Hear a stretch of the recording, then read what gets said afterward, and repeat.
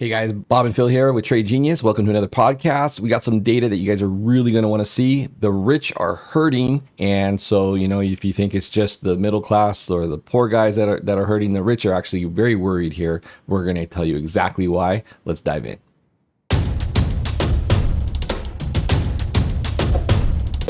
Trade Genius.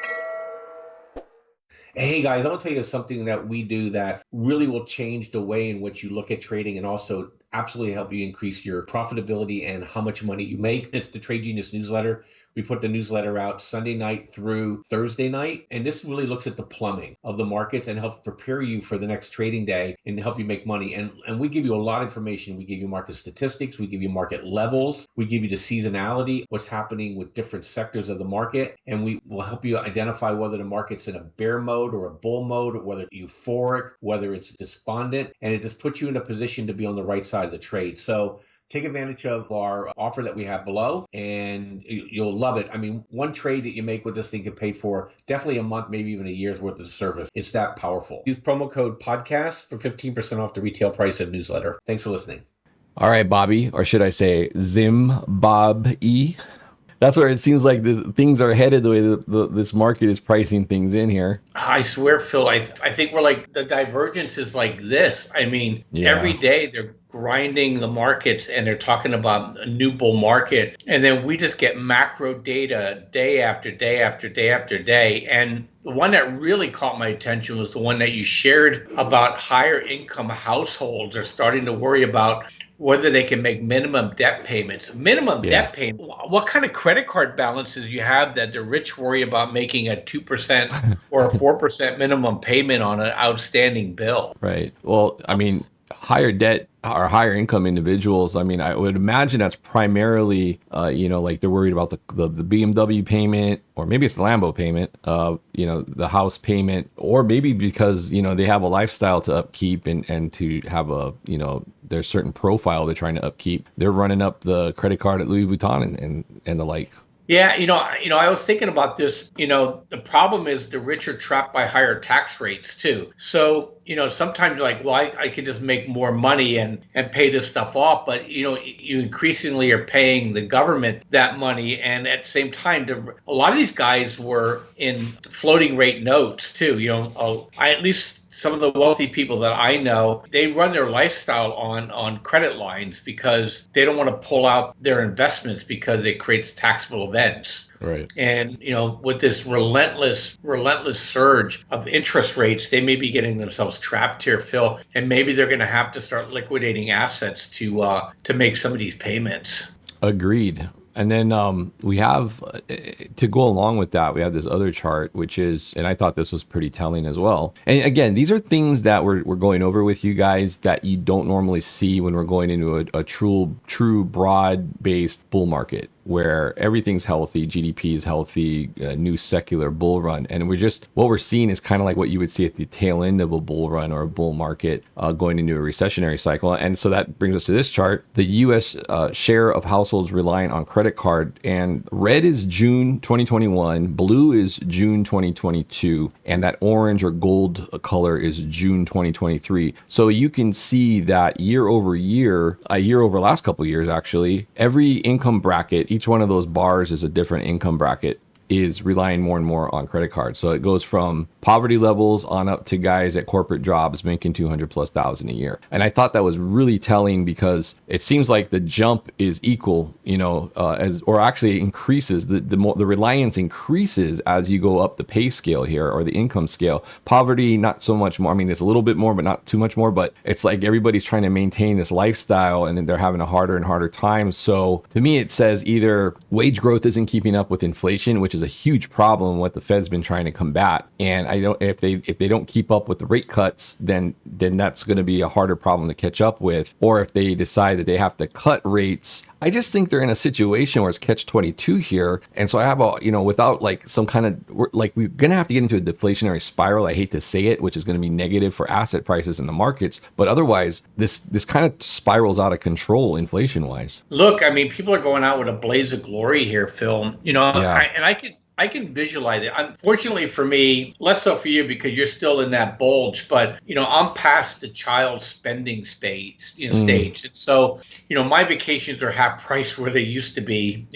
I'm not carrying a car payment for my daughter. I'm not carrying a club payment. And all these people now are like, okay, bonuses are drying up, salaries are some people are losing their jobs, but they're like, hey, we're going to take our last vacation. This could be the last year the kids are going to be in sports. I mean, all this kind of stuff. The thing that people don't understand is that things don't gradually fall, Phil. They break. Because people do not want to give up their lifestyle. People don't like to give up their belief systems, right? Right. And people don't like to sell unless they have to. And then I saw a really interesting chart. I wish I would have remembered it. When a stock can do this, right? But private equity does this, squares off and collapses. And I think we're going to see that with spending, especially if the wealthy now are tapping into their reserves.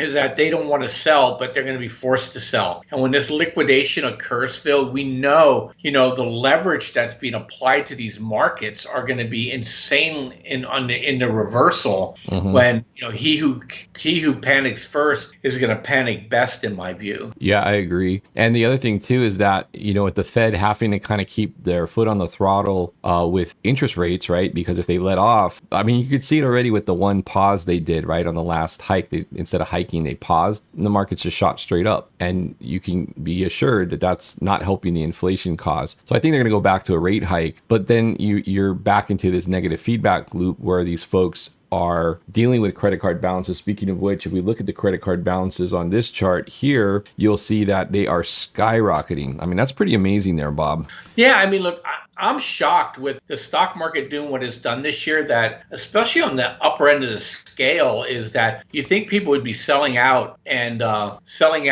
paying this stuff down and thanking God that they got one of the most tremendous bear market rallies in human history. And the other really weird thing, Phil, too, is I paid my quarterly taxes, Fed taxes, June 15th, and I saw the February numbers were, federal numbers were down 10%. Way down. So, I'm just, there's too much discontinuity in my head to forget, data versus reality here. And right. I'm just like, I don't really understand how, everybody be proclaiming that this thing is going to just start mooning again, when everything is telling you is that the brakes are you can smell the smoke from the brakes, pads burning up on this economy. Yeah, I think the rate of appreciation in the market is what's weird, because, you could, on one hand, you can say that the job market's doing okay because, there's, job demand is pretty good, wage growth is okay. And so you could say, the economy is doing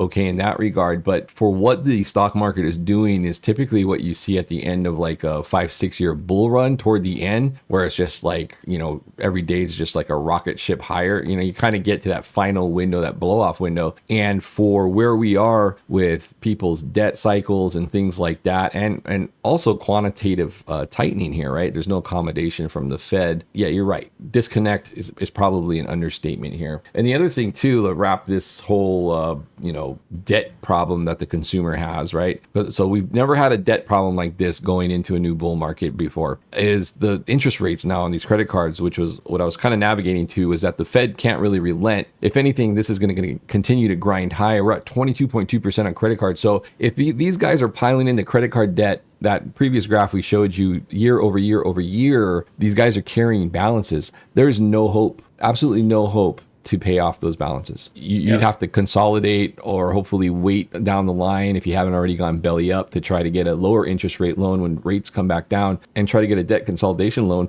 A lot of people don't do that or don't want to deal with that, and they're just stuck. I think the consumer is going to be hampered by this situation here, where you have credit card balances at all-time highs and interest payments on them at all-time highs. I think it's going to be a stranglehold on the consumer, and ultimately that we'll probably see that come out in retail data and ultimately affect the GDP data, because we are a consumer economy.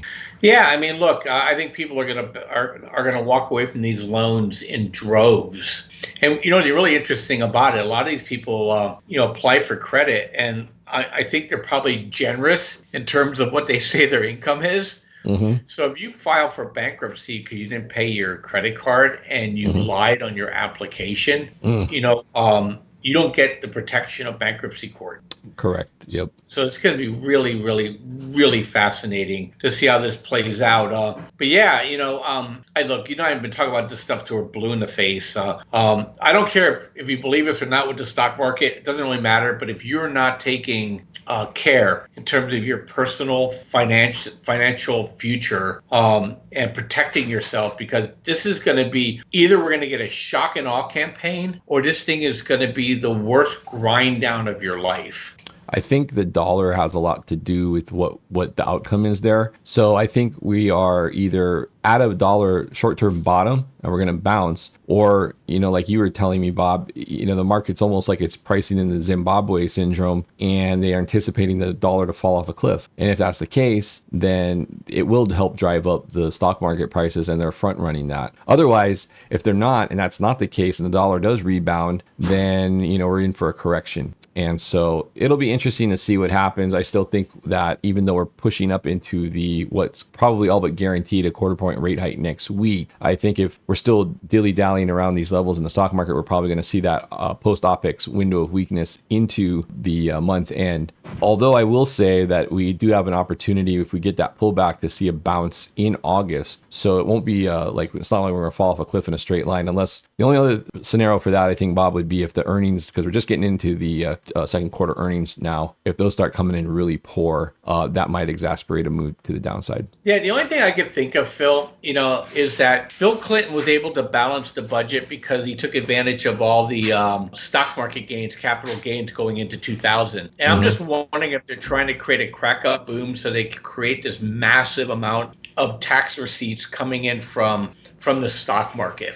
I'm trying to put myself in the shoes of these criminals, and what would you do to pay off or try to pay down this debt or try to do whatever, is that you may want to try to create some sort of crack up boom to be able to then, create an environment where people start cashing out, that they're going to have to pay these massive capital gains taxes. I don't know. It's easy to just go through my head, because nothing this administration does is really is in for the long-term health of the country. It's always about short-termism. And I'm just trying to figure out, what game is afoot here, because you can't justify these price levels under any other scenario.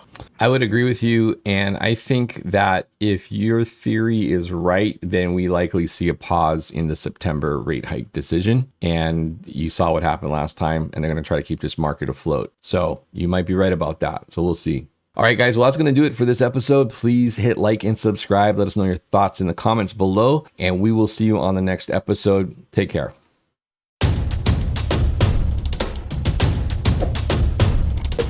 Trade Genius.